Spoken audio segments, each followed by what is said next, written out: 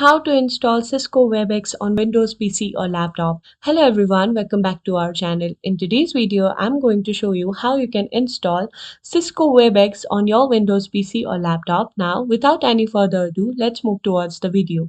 First, you need to head over to your browser. And now, once you're here, you need to simply go ahead and type webex.com/download on your search bar and go ahead and click on that. Once you're here, you can see an option that says download WebEx for Windows 64-bit. Go ahead and click on that option. Once you do that, you need to simply go ahead and click on save. And as you can see that the WebEx setup is now saved on your computer, you need to simply go ahead and open up in the folder. Now from here, you can see WebEx application. Go ahead and click on that in order to install it. And once you do that, WebEx will start installing right away on your computer. And that's it for today, guys. If you find this video helpful, please give this video a thumbs up, subscribe to our channel, and I'll see you in the next video.